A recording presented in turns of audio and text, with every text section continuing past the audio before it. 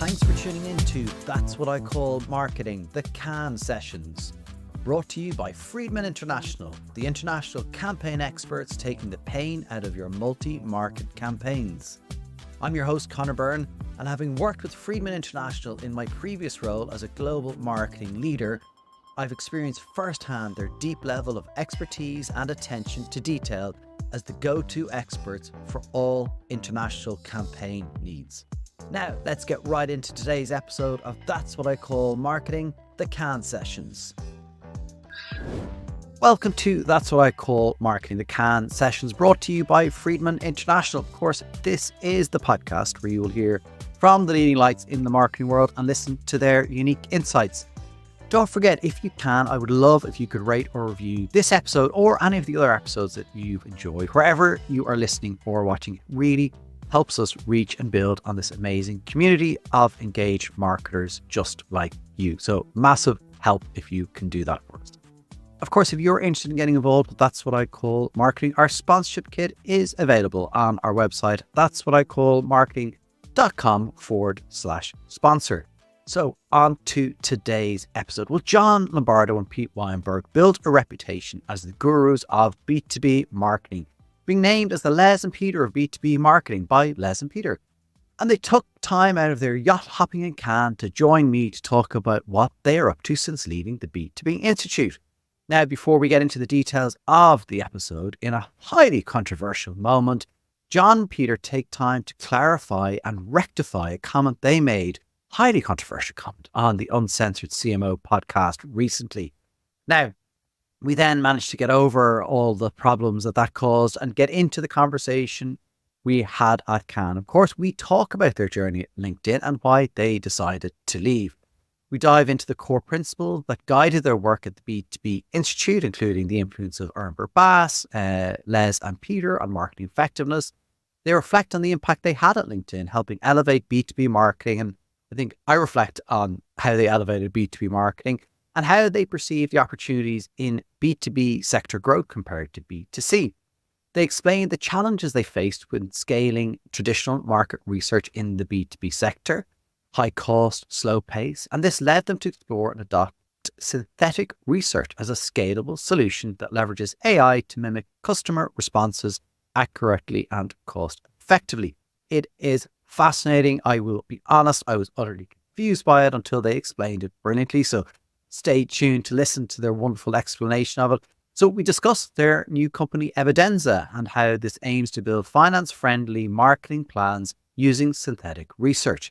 The method is going to allow marketers to generate reliable insights quickly and more affordably, democratizing access to robust market research.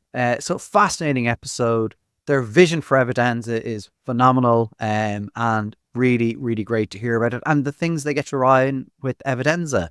You'll hear about that in this episode. So enjoy Jon and Pete from Evidenza. Jon, Pete, thanks for joining me on That's What I Call Marketing. Jon, returning guest. Pete, you're first-time caller. I'm so sad. You had Jon first? I mean, what's going on here? I couldn't get your email address. Oh, okay, that makes sense. You had to settle for the B team. You know, it happens. It happens. First-time caller, long-time listener. Well, so I need to play you something. Hopefully this will come out, and I want to get your reaction to this. So hang on 1 second.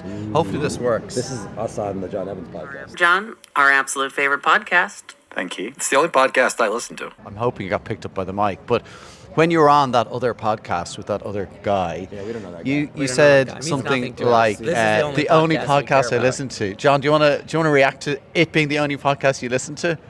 That's what I call marketing, is the only podcast I listen to. Are you familiar with the concept of pandering? That's what you Is that what's happening now? Yeah, actually, Call me a panderbird. Use a character.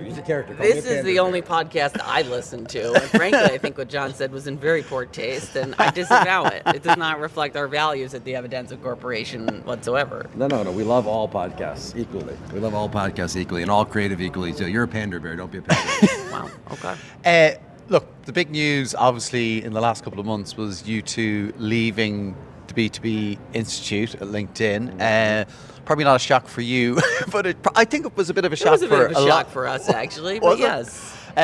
Shock for our wives. Yeah, it was certainly a shock well, for yeah. our wives. Yeah. Tell me, Pete, a bit about kind of the journey to, kind of that decision to move on from LinkedIn. Yeah, well, we can get into various levels of detail, but I think I want all the to gritty, make the grimy long detail. story short, I'll give you the short version is, what we were really doing at the B2B Institute was helping these big B2B brands adopt, I would call it Ehrenberg Bass style marketing or Bennett and Field style marketing. So we were trying to bring this marketing effectiveness revolution to B2B. And it was a wonderful job. We absolutely loved it. The problem is just that what we were doing didn't scale very well because there was a really key input to all of it, which was market research. So like, for example, if you want to orient all your marketing around category entry points, which is a key Ehrenberg Bass idea, you've got to run a survey. You've got to get thousands of B2B buyers to fill in a survey, tell you which brands are mentally available in which situations. And traditional research, it just does not scale well. It is extremely expensive, especially in B2B. Like, try to get a bunch of CFOs to take a survey. It's practically, you almost even can't pay for it because it's impossible to get those people to take surveys. And then it's painfully slow. Clients need to build their strategy by next week. They get hauled in front of the board on short notice. They don't have 6 months, 12 months to wait for a survey to come back.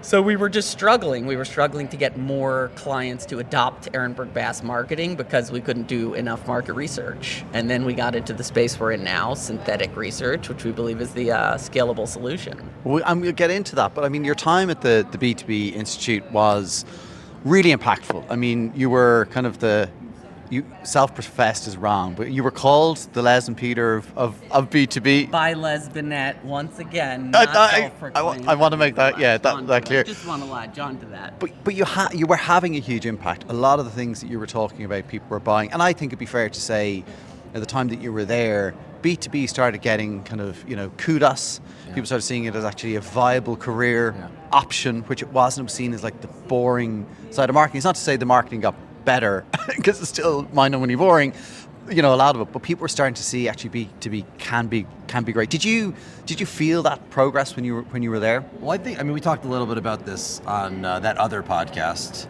with the yellow colors, just kidding, not the red colors. But I think there's a very interesting overall shift in the world, just generally, and it is that B2B is so much bigger than B2C. Yeah. I think fundamentally, we'll talk a little bit about this in this podcast, but if you just reason off of the financials, off of the economics, I looked up Diageo's market cap a couple of days ago. I actually thought it was $300 billion. It's about $73 billion. Love Guinness, by the way. Would love to have a Guinness with the Guinness people at Guinness. Lovely. Yeah, just saying if you're listening. But a $75 billion company is an enormous company. Yeah. But Microsoft is a purely B2B company for the most part, and it's, $3.3 trillion. Yeah. And all these big cloud companies that you've never heard of are going to go public, and they're going to be bigger than Diageo. And there's many, many more of those to come. So there's an enormous opportunities generally in B2B, and we did get some feedback on this, so I will slightly tailor this point. For the most part, the work that is being done in B2B is just not as mature. It does not follow the Ehrenberg Bass playbook. Ergo, there's just an enormous opportunity where the work isn't as mature and the opportunity is 10, 20, 100 times bigger, Yeah. But I like to think progress was made. I have a very simple benchmark I use, which is I used to speak at the same conference. I actually just did it again. I speak at the same conference every year, which is the ANA B2B conference. Okay, yeah. And it's all the top CMOs of B2B companies. And I probably did it for 5 years running. And every year I would put up How Brands Grow, Jenny Romaniak's book, and I would just say, raise your hand if you've ever heard of the Ehrenberg Bass Institute. And the first year, 0 hands. Second year, 10 hands. John. Yeah, it was John. He was in the talking audience. about it every year. People were seeing Peter every year, and he's like, "You've heard of it." My point is, it's not a fast-moving revolution like AI, which is scaling exponentially. Yeah. It's a slow-motion revolution. But I do find every single year, more and more B2B marketers were aware of those principles. And I think there are more good examples of B2B brand building. We wrote an article in Marketing Week about it recently. We used to say just Salesforce. Salesforce is one of the only ones doing it, but now ServiceNow is doing great work. MailChimp's doing great work. Toast does great work. Disco does great work. There you can find a solid 20 examples of Ehrenberg Bass style B2B creative. Teamwork did a brilliant thing recently. The Client, did you see that? I didn't see really, it. What was it? Really entertaining. What was it?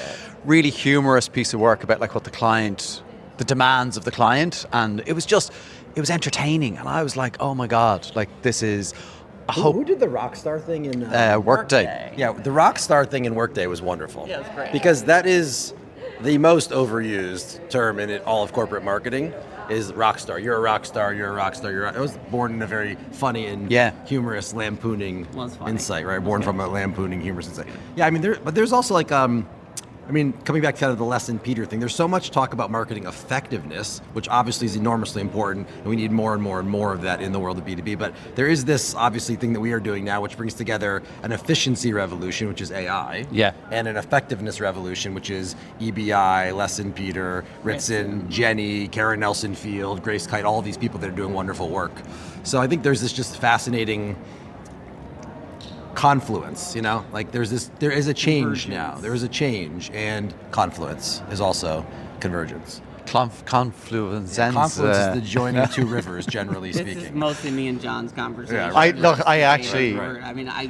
agree. Convergence is also a correct word to use there, but confluence is also. You use the obvious one. I use the more unique, distinctive one. Confluence. This is like myself and Paul Dervin having conversations. Right. Like it's just like. Yeah. But anyways, there is there is this interesting confluence, and it's wonderful and it's exciting because it is a real tailwind, and you want, like, I think a lot of also, we didn't decide to leave LinkedIn for this very reason, but there's a famous line about Jeff Bezos where he was working at D.E. Shaw, which is one of the biggest hedge funds in the world. He probably would have made $100 million working there, maybe more. He's a quant VP, very senior guy. And he said, he kind of was looking at the data on the internet, and it was growing at 3,400% a year. And he was like, if you're going to leave D.E. Shaw and leave behind $100 million, you're going to go to an enormous financial opportunity. I do feel, yes, is there a lot of hype around AI? Of course there is, but there's hype because basically we are building this kind of next generation of technology and platforms. And if you're going to leave somewhere like LinkedIn, or you're going to leave somewhere like D.E. Shaw, I cannot believe I'm comparing myself to Jeff Bezos. Yeah. To be clear, we were not making. And that's not what we're saying. It's not what we're saying. We loved this great time. But it was a little shy of $100 million. Just a bit outside. Missing a few zeros. But you do want to leave for a big opportunity, right? Yeah. And I think AI does enormously intelligent and interesting things that, frankly, like we were talking about on the way over, one of which is segmentation. I mean, I think we can kind of go into these sorts of things. But yeah, big opportunity, big tailwind, a lot of growth, and it's exciting. And we will get it, because I want to really understand what you're up to now, and I've had a look at some of the stuff, listened to some of the stuff, but we'll dig into it a bit more. But before we get into that, I want, you travel the world with your jobs, We did. Jet setting, first class, 5-star hotel. It was hard work, but somebody had to do it. Who was first class and 5-star hotel? I can't hear you over the sounds of the yachts here at Cannes, but you were saying something about Jet. Yeah, no. Surely you're not talking about us. Not us. No. B&B. But what were some of the things you observed from brands, as they were looking, particularly B2B brands, as they were looking to kind of scale internationally, kind of some things they were challenged with, like cultural nuances? Were any observations you had about brands that kind of struggle, I think, with that sometimes?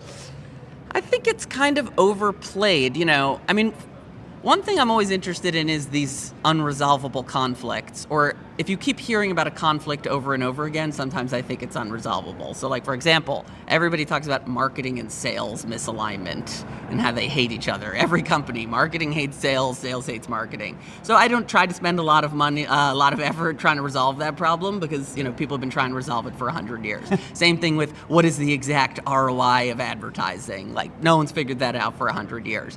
In the case you gave, it's like this global, regional tension, that plays out at every company. I'm not sure it's hugely resolvable, but I will say we did a ton of research in our time at LinkedIn and currently, and the differences, this is just the thing about marketers in general. I think marketers are trained to pay very close attention to differences. So when you're looking at two different segments, technical audiences and non-technical audiences, or the UK versus the US versus Singapore, everybody wants to know what are the differences between these regions. John and I have a very different mental model, which is we're interested in similarities, because similarities, if you find a common need across a segment, across markets, then you can get economies of scale. Yeah. You can have one great message for one big segment, which is generally a simpler and superior strategy than a million differences for different segments. So I'd say a stat Jenny Romaniak generally told us, which I believe proved to be true, the more research we did, is that like usually the differences between a region, they're like 80% the same. Like whatever results you get in one market, you get like 80% of the same results in another market if you talk to customers there. And if you want to focus on the 20% that are different, you can. But like we're much more interested in focusing on the 80% that's the same so that you can do scaled global marketing. Yeah. And that's kind of how I think about it. I mean, and also, I think so there is I believe, Nicole Hartnett sent this to me, I believe in Jenny's book on page 69 or so. Oh, wow. There's a stat that shows that category entry points, people assume category entry points, for example, will be vastly different from market to market. Yeah. But if we just look at the data actually indicates that they are 70% the same. So there is a difference. There's 30% that is different from market to market, which honestly I even question that, but let's say there is 30% that is different from market to market, then it makes some sense to say, okay, there ought to be some localization. But 70% of the things are the same, which means there ought to be more globalization, let's call it, across marketing, which means there ought to be more scale, which is really the primary way to get financial value, right? So, and that kind of comes to the secondary point around category entry points, kind of to this financial need. I would say that, again, we do believe in similarities, not differences, or commonalities, not differences. I think people make this mistake, as Peter said, of focusing on what's different, but what's the same in the same need we experience in all of our conversations is people need help in B2B marketing, advocating to their finance teams or justifying to their finance teams why they need budget to invest in campaigns, to build brand awareness, mental availability, to then grow the business. It's just not well understood by finance, right? By sales as well. I mean, sales like almost cannot constitutionally understand it or accept it because they have to get credit for the sale. Marketing can never get credit for the sale, right? Which is something we've talked a lot about. But finance doesn't care in the same way. Sales and marketing do have this irreconcilable difference. They're fighting over the same thing. We don't fight because we're different, we fight because we're the same. Again, coming back to similarities, not differences. But finance doesn't care. Yeah. Finance is kind of the independent arbiter. They literally just want to reward essentially performance or value creation. And so actually they could be an enormous partner to marketing, but they need help. Marketers need help because in B2B, it's product and engineering or it's sales, they're always number one, and at best marketing is third. Marketing needs to, as Peter has said, fight finance with finance. So I think part of the thing we are going to try to do is give marketers better financial marketing plans so they can go in and make the case to finance, who can help them make the case to sales, and then as their budgets grow, as their teams grow, as their performance gets better, they'll have more status, they will have more opportunity. I mean, that's a huge opportunity in B2B marketing. It does not exist at, in the way it does it like a Diageo or a P&G or a Unilever or you name it. Yeah, and I think probably because I agree, like I think sometimes the question you ask, and I saw that in a previous job was, people will be sent something and be like, will this work in your market? That question by itself will make people look for the thing that won't work. That's right. Why won't it work? Like that's where their head goes. But there are nuances then, and that's where kind of, maybe the 20-30% are more tactical or more like translations or, things like that. And interestingly, Jessica Gilmartin from Calendly was telling me that I think it was in Japan, her team there was like, we should do, it was like a 2-hour long webinar or something. She was like, God, no, we should only do like 20 minutes. And they were like, no. And she goes, they were right, because that was kind of culturally accepted. And I might have the country and the stats wrong, but her point was she'd never have got there without the local insight. So they're the kind of, it's probably more at that level versus kind of strategic. Yeah, listen, let's say there's a 20% difference or 30% difference. Sometimes there are meaningful differences worth paying attention to, but again, I think the bias should be towards how are these markets all the same? And a lot of the problems in marketing, maybe all of the problems in marketing, it always just comes down to incentives. John and I love Charlie Munger, late great Charlie Munger, the patron saint of mental models, and he just had the killer quote, which is, show me the incentive and I'll show you the outcome. Yeah. And the truth is, like, local market teams don't want to be told what to do by a global center of excellence. And it doesn't even really matter if the advice is good or bad. They want to be able to control what goes on in their region, which I understand, that's that gives them autonomy, it makes them happier in their jobs. Whether or not it's what commercially makes sense for the business is a different question, but that's the kind of incentive that exists, I would say. But there are some things that should stay the same and should never change, and there are some things that can change. Like Jenny always said, I think, Jenny Romaniak, around, your branding is like actually fixed. But your messaging is optional or is flexible. And so, like, you can rotate different CEPs, reliability, scalability, savings, whatever, refreshing, available everywhere. But your branding is always Coke Red, or it is always, MailChimp Yellow, or it is always, that's what I call marketing. You don't change your branding. Hulkamania. Yeah, Red. Hulkamania, I love it. Specific branding? Or you No, just we're brand your- consistent. And also, brands are things that do not change. Like, a brand that changes in every market is not a brand, and so it's about what is staying the same. But that's also, now that we're at Cannes, we can talk about this. The problem that marketing has much more broadly, or one of the problems it has, is that the emphasis on what's new and what's different and what's novel and what's changing. And again, that's great for creative, but people don't actually think that that's fine for creative. It's not fine for the branding that wraps around, that kind of dresses the creative. And so that's just a huge mistake that we make. Ritson calls it, I believe, the pornography of change, which is a very, very colorful That's way of really talking. unlike him. Yeah. He's so timid with his language usually, Yeah. But he's right. I could barely get him to talk yesterday. right. He was just... He's a shrinking violet. Yeah. A shrinking violet. And you don't need to change as much in B2B either. Lots of times B2B brands will come to us and say, we're so far behind. There's actually an advantage to that in many ways, especially when you haven't changed your branding, Yeah. Yeah, it's the finance. Well, this has always been a Right. funny nuance Right. of the finance brands are actually much better at brand management than the tech brands. And it's partially because it's so hard to change your creative in finance because you have to go through 9 billion layers of legal approval before you can say anything. That it creates a disincentive to constantly be churning out real-time marketing and new marketing. And, John and I think those are bad approaches to marketing. Finance was, the legal departments of finance spared them from a terrible trend of developing new creative every single and going day. blue. Real-time marketing and turning blue. Yeah, so it's interesting. It's an interesting nuance. Actually, we have some wonderful data we produced with, I believe it was Distinctive Bat, Irish company. Shout out to Distinctive Bat. Great company. Yeah. Great company. And the data was wonderful because actually people think that they should follow the tech brands because the tech brands are seen as, kind of new and innovative. But in fact, because tech brands are new and innovative, they change their branding a lot. And as a result, they have almost no actual known brands. Yeah. You have the big ones like the Microsoft and you have the Salesforce. Those companies have been around for 40 years.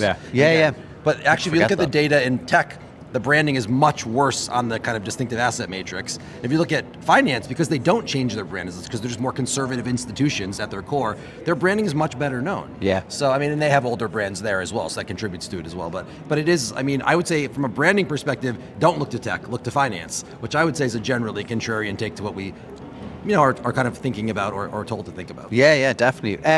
So on to shiny new things. We've touched a bit on kind of the journey to get you to Evidenza. Can you explain it a bit? I've kind of listened to you talk in another place. I've watched and read stuff on the site, but anyone who hasn't done that yet, can you briefly explain Evidenza and what it is going to do? We would be absolutely delighted to talk about our new company, Evidenza. We thought you'd never ask. We thought you'd never ask. We could have talked about it the whole time. I think I'll give you the Sitting short here, answer. being polite, answering all the other questions. When's he getting to that one? There is what we are doing, which I think is inherently interesting and useful, and then there is how we are doing it, which I think is also somewhat novel. Hold on a second. You think what we're doing is interesting? I'm fascinated. Oh my God. I find us to be completely fascinating. I don't know about you. John's maybe a little bored of us, but my enthusiasm remains very I high. generally like us. Very We're high. okay. Anyway, my point is, what we are doing is really helping marketers build finance-friendly marketing plans, proper marketing plans that have segmentation and positioning and creative and media and measurement strategies. It's planning grounded in the latest cutting-edge research from Binet & Fields and the Ehrenberg Bass Institute. So that is the what we are doing. Perhaps the more novel part, and what I think people have been paying more attention to, is how we actually do it, which is with this new technology called synthetic research. And how it works is, in a nutshell, is you take an audience, a hard-to-reach B2B audience, like let's say, chief investment officers or chief information security officers, and you actually create AI-generated copies of those customers. So you could create 1,000 different permutations of a CFO of a big company. And you would say that's a silicon sample or a synthetic sample. And you can then just do two very critical things with that synthetic sample. You can interview them, sort of like a focus group, so you can do qualitative research. And then you could do quantitative research. So you could say, okay, now I want 1,000 CFOs in 10 different markets to take a structured survey. Just like AI can take the LSAT or the GRE, it can take surveys. So we're really using this new technology, AI, to, I think, disrupt the space of market research, but in the interest of helping clients build finance-friendly marketing plans. Because if you ask the right questions, if you know what to ask the silicon sample, you can get the outputs you need to really put together a plan that quantifies the financial value of different marketing decisions in a way that you can bring to a CEO or a CFO. There's a Picasso quotation that we really like, which is that the problem with computers is they only give you answers. Yeah. And answers are basically free now. They're abundant. I mean, you can get AI to give you any answer. The answer is really only as good as the question you ask of it. Yeah. And so, our whole thinking around this has been, okay, the questions are insanely more important now. And as Peter said, you have to ask the right questions. You need a way of thinking about marketing, a way of marketing. We have an advisor, Chris Burgrave, who was CMO at Budweiser for a long time, and he talks about a way of marketing. You can think of Ehrenberg Bass as a programmatic way of marketing, mental and physical availability, reach, messaging, and branding, and prominence, portfolio, and presence. And so people need a way of marketing. Ritson is also doing this, right? He's teaching people a way of marketing. Yeah. Most companies don't have a way of marketing. I mean, your way of marketing is different than my way of marketing, is different from his way of marketing, is different from her way of marketing, but we all work in the same team even, and so you need a way of asking specific programmatic questions that have specific programmatic outputs, and that will ultimately give you better process, which will give you better outcomes. Yeah. And I think that's kind of the core idea, is people focus too much on the outcomes in marketing, like the thing you did once that can never be repeated again. We're much more interested in the repeatable process you can run over and over and over, and then compound over time to build your brand and build your business. And I think the key advantage here with synthetic research is just that historically, market research was prohibitively expensive and extremely slow. And with these synthetic samples, you essentially have the customer on demand. Yeah.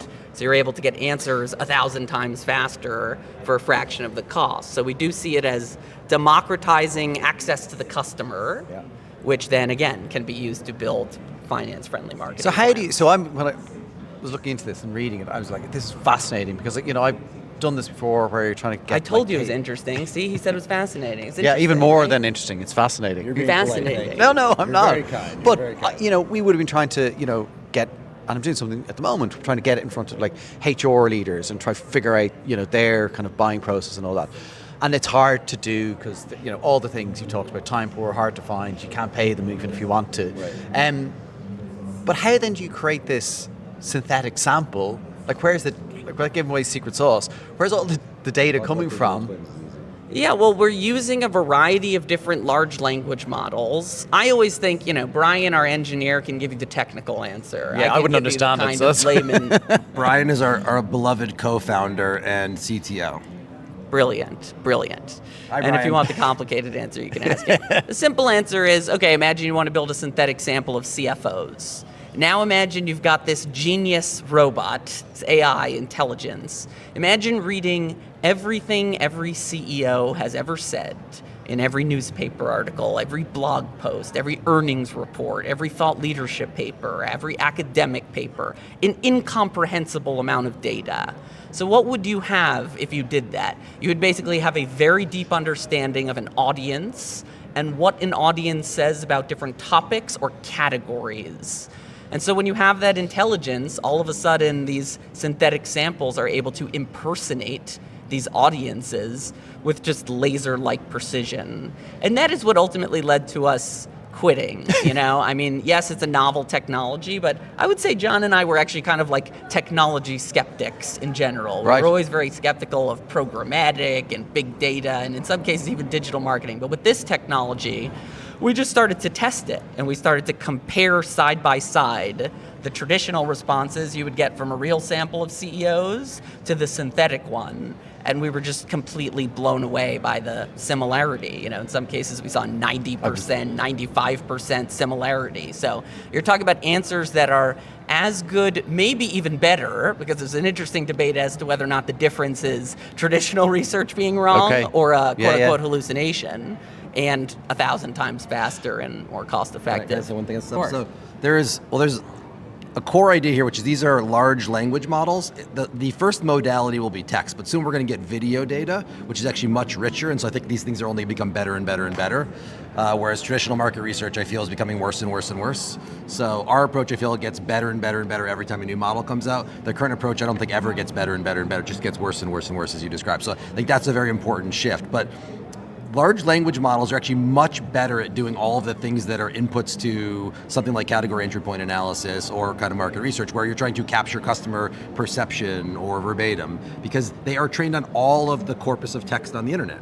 I've actually seen a lot of the verbatims you get from people in market research, and honestly, it's not very compelling. Yeah. And I don't really even know how market researchers do the job that they do. I mean, they do a very good job of it, but to actually synthesize it into themes and core ideas that are needs-based is actually very difficult, whereas for a large language model, it's actually trivial. I mean, there was some study I saw that said, if you put the large language model kind of in the top 1% of like people, like in terms of like how articulate they are, how good they are at writing, they would be in like the top 1% of the top 1%. So LLMs are just uniquely equipped to do this thing with an extreme scale and understanding and speed.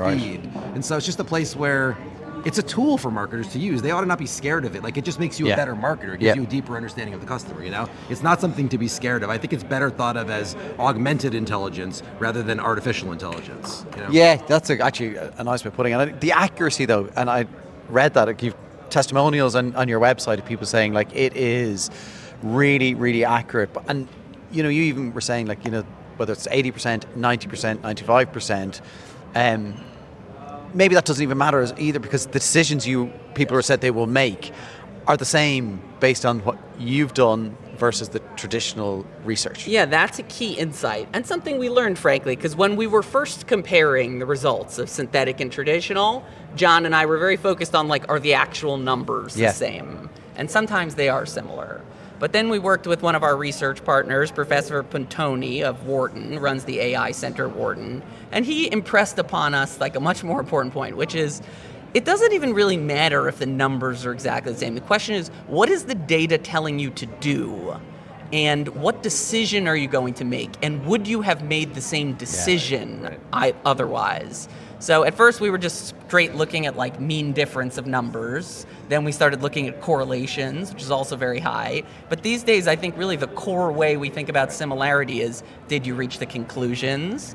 And that's where we find synthetic research just absolutely crushes it. I mean, the test that was written about in our Adweek article on Marketing Week last week when we launched was with EY. So the CMO of EY, very talented CMO, Tony Clayton-Hine, she said, you know, if this is what you say it is, it would truly be revolutionary, you know, but like, you're going to need to prove it to me.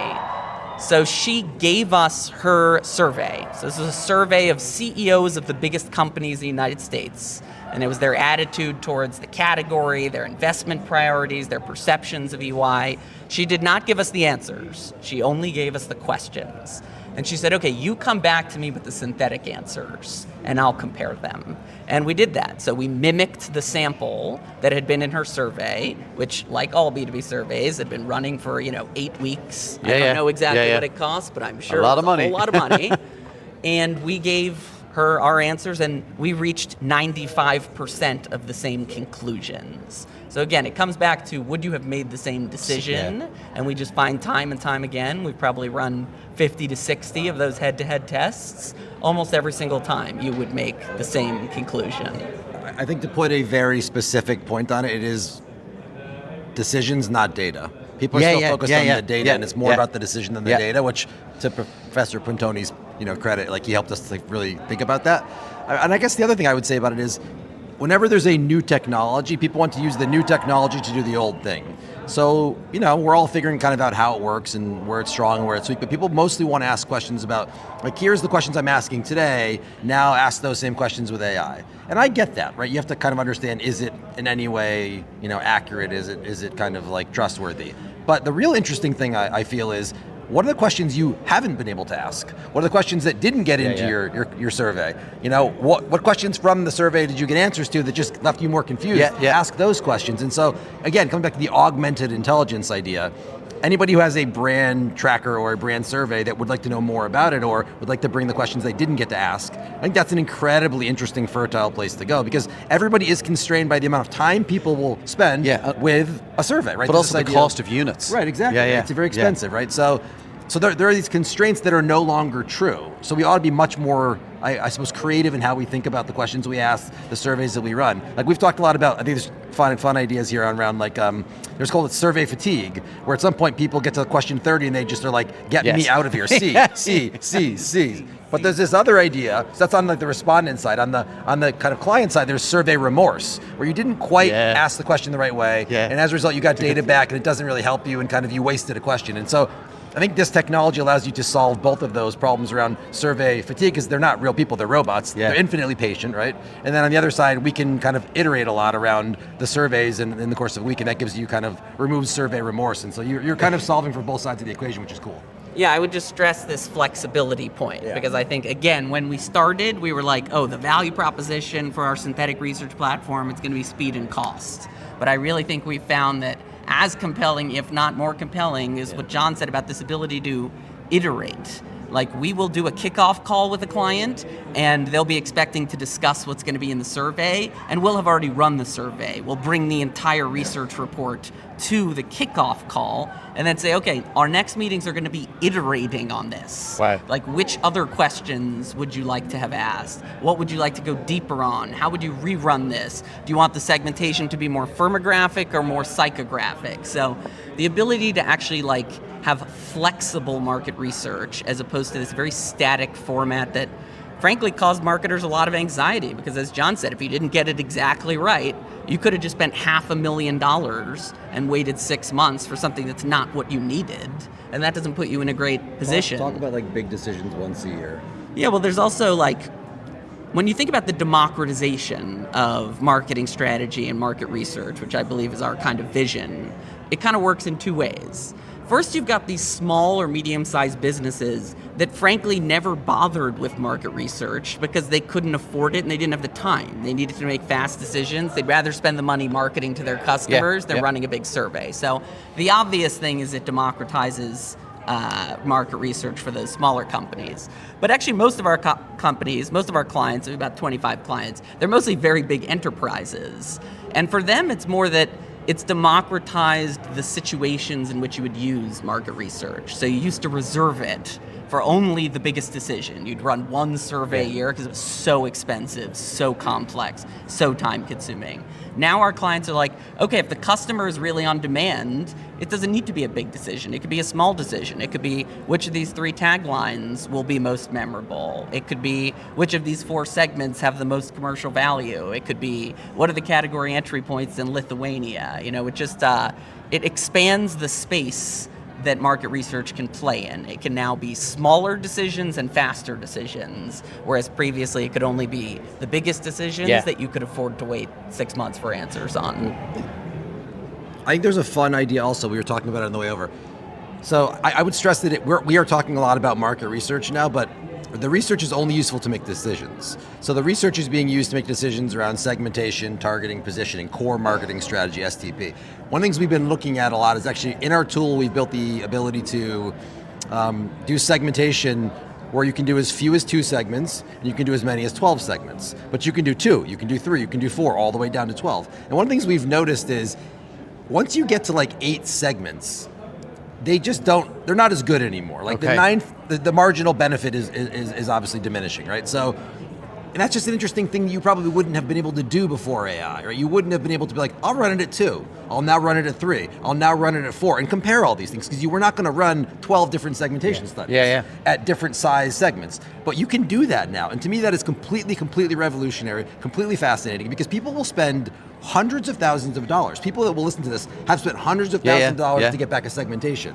And we can kind of tell them now from actually tinkering with the data that like you really don't want more than 8. You probably want 6. You probably want 4. But we could kind of like walk them through that whole experience, which to me is amazing because again, you just could not do that. And so that's kind of how I would think about all this stuff. Like you can do things around research you could never do before. You can do things around segmentation you could never. The stuff we do with category entry points and assigning a financial value to it and then modeling finance and marketing plans, that to me is just completely revolutionary and something that is deeply needed. Coming back to the point earlier around finance with finance, everyone needs a I was finance going to ask you then marketing about the output being this kind of fully formed marketing plan. I was like, again, I wasn't expecting that because when I heard about this first, I was like, okay, it's the market research, so I get that, I'm going to get insights, but I didn't realize it's going to be like this fully formed marketing plan. Like, is it literally? Yeah, that's the our marketing goal. plan? I mean, to us, it's the way we describe the company is it builds finance-friendly marketing plans. It just happens to be powered by this more efficient technology of AI. Right. I'm excited about what we're doing. I'm excited about how we're doing it, but I'm also very excited about who we're doing it with. Like, we have incredible advisors. We have Mark Ritson as an advisor. We have Chris Burgrave. We have Linda Boff, the former CMO of GE. We have Tomer Cohen, the chief product officer of LinkedIn. So, like, imagine Mark Ritson, and I don't need to imagine this is actually what we're doing. Imagine if Mark Ritson could build your marketing plan for you. Like, Ritson has given us the template of what a good financial marketing plan should look like, and we're just now able to deliver that programmatically to huge numbers of customers. So again, I think it all goes back to John's point of, do you know what questions to ask? If you're really familiar with the research on marketing effectiveness and you have true marketing expertise, you'll be able to use that to build a great marketing plan. If you just give any random marketer on the street access to a synthetic sample, and we have kind of tried this, they'll ask questions that, like, frankly, John and I don't think are particularly valuable, And we're happy that we can deliver it to them faster and cheaper than they could got before. It's an efficiency revolution either way, but for it to really create value, you've got to bring together the effectiveness with the efficiency. Right. You've got to be asking the right questions. Because the inputs are so important, aren't they? Exactly. How much, I don't know, I didn't see it on the site. How much does it cost? Well, I mean, free for me, obviously. I would say of course. For someone like you, it would be negative dollars. We would pay you. We would pay you to use it, Connor. We would pay you to use it. Yeah. Absolutely. I would say we are in the pricing has been something that has been. I think actually we are learning to be proper marketers. Like, in some sense, if I were to critique us, I would have said that we were theory people just in one of the P's, which, as we know, is not the most important P whatsoever. And now we're becoming more full-fledged or full funnel or kind of 4P marketers. So, like, the product has been something we've been building with Brian, who has a great product mind. That's been fascinating. Obviously, we're thinking a lot about distribution. How do you do kind of the placement part of it? And I think we're very good at the advertising and branding part of it. But the part of it that has been the most challenging, but of course is the most important, is the pricing part of it. And people talk about it as price discovery. And a lot of what you are doing on these calls is you are trying to figure out kind of what the value to the marketer is. So our pricing is not a pricing that is on price, it is on value, right? It's not cost, it's value-based. And honestly, the way that we think about it in some sense is people are paying hundreds of thousands of dollars for a segmentation. There's an argument to be made that we're going to give it to you, 10 times faster, 100 times faster, and even if it's just as good, you ought to pay us the same amount of money, right? Because you're getting an enormous speed advantage. I would say that we generally price like a little bit below what people would pay today, and we deliver it much, much faster with the ability to iterate and ask more questions. And so, like, the overall value proposition is much greater, but we try to do value-based pricing to the degree we can. But pricing is an art, not a science, although there is a science of it. And honestly, I feel that we are learning the pricing part of it every day. Yeah, well, I mean, you're launching. It reminds me, just what you said there, reminds me a little bit about Tracksuit and what they've done on the brand tracking side of things. They've made it faster, easier, more cost efficient, but what was interesting, because one of the things I was thinking when I was, obviously looking into this as well, is like, my God, the competition must be just, quaking in their boots.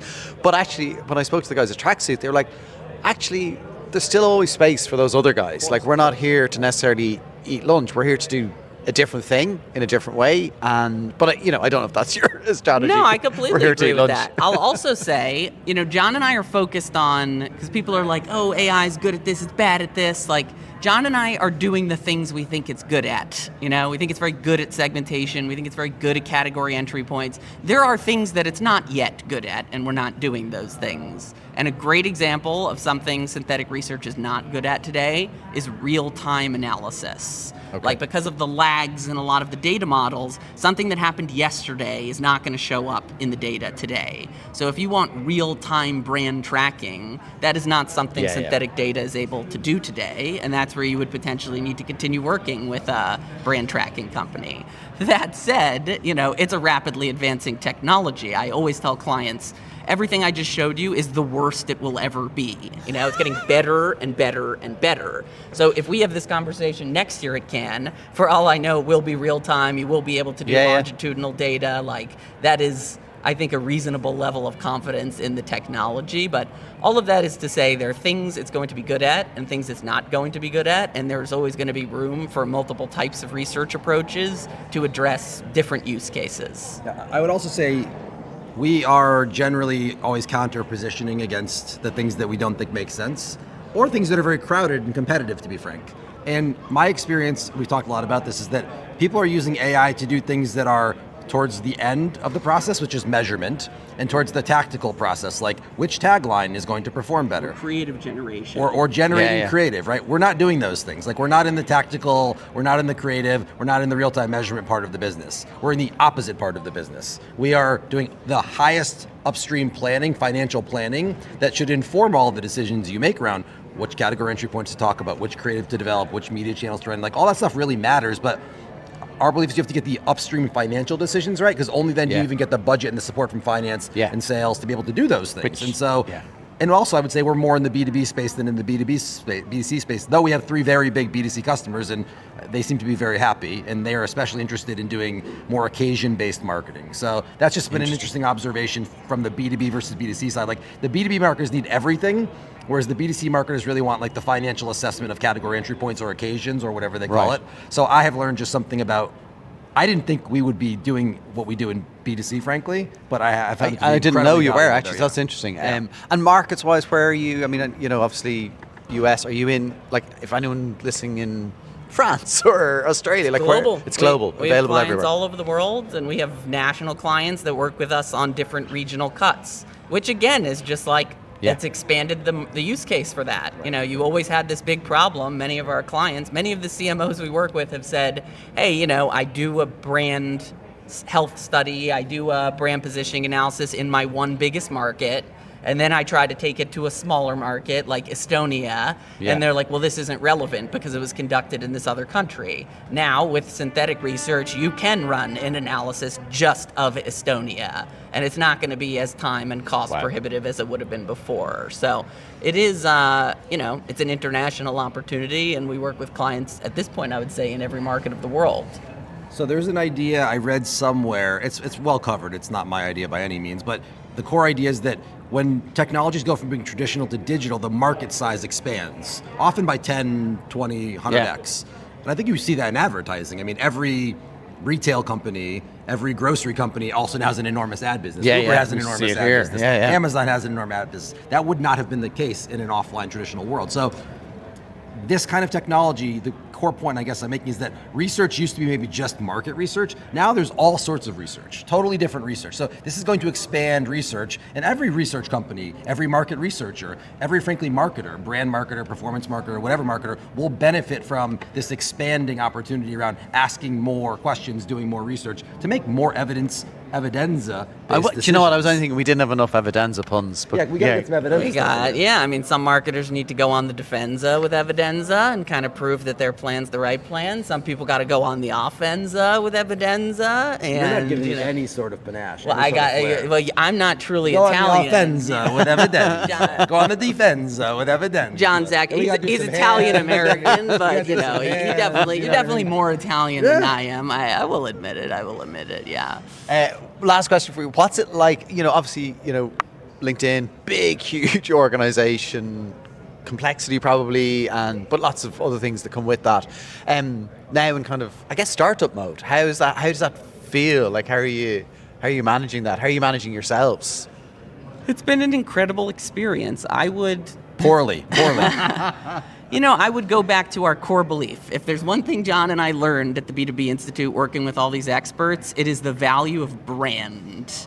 And we were so fortunate to work at LinkedIn. And through our 10 years there, I like to think Jon and I built like a bit of a brand. Like we have a following on LinkedIn. We have people who know our work.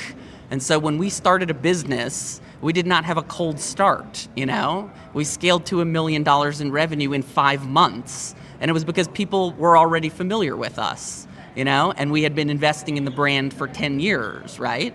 And another thing about brand is it's very extensible. It allows you to move into new spaces. So in our case, we took the brand we'd been building and we moved it into this new space of synthetic strategy or synthetic research, and it allowed us to kind of ramp up quickly. So we loved LinkedIn. We had an incredible time there, but we've loved building our own thing.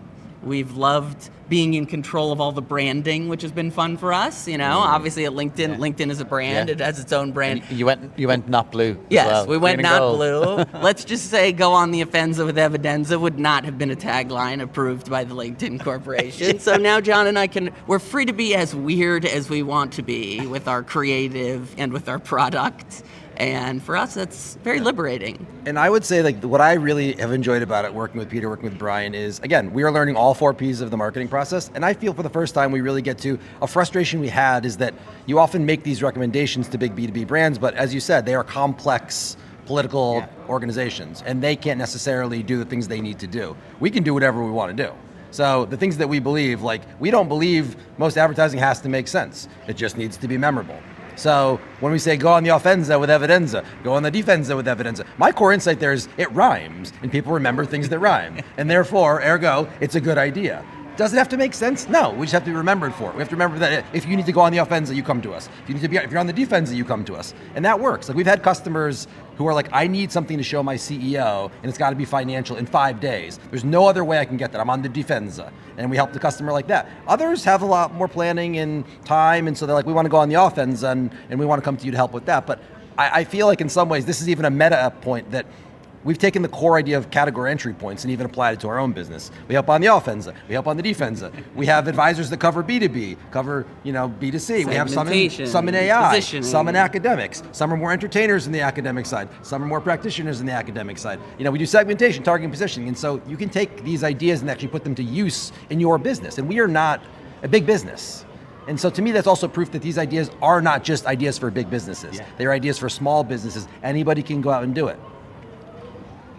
Not a big business yet. I think next year we're going to be on one of those yachts back there with a big but these ones are Evidenza. so small. Surely we can find a bigger yacht than that. Also, obviously we're partial to Italy, so I think our yacht will probably be maybe in Capri, or I'm sorry, Jon. I'm sorry. Jon gets very They've just, it's over. Jon's walking. I'm sorry. When you mispronounce Capri, it's embarrassing. But yeah, so, I think somewhere in the Italian Riviera on a yacht sounds great. Hopefully. I'm on for that. Yeah. I'm on for that. You're welcome to join us. Thanks a million. Well, thanks so much Thank you for having us. Coming by. And, I use the word sound.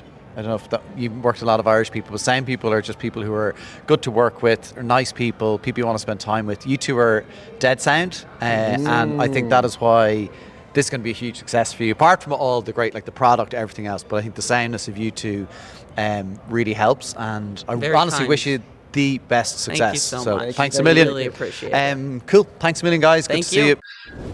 Well, as I finished in this episode, Jon and Pete are two of the soundest people I have met. They're a great company and draw an incredible number of very high-profile marketers to their orbit. It says something about them.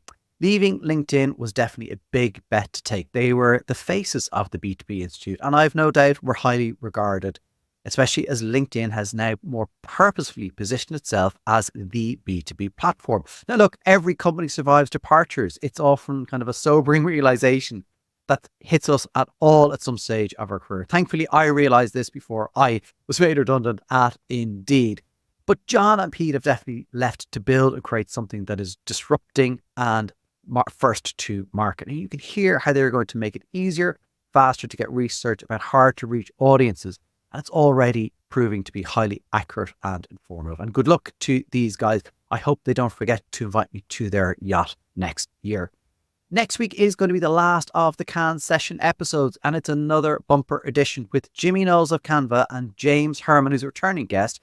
James, obviously very well known for his work at Previously Unavailable, co-founder of Tracksuit, author, and obviously he has his creativity course on work. So stay tuned for another bumper episode next week.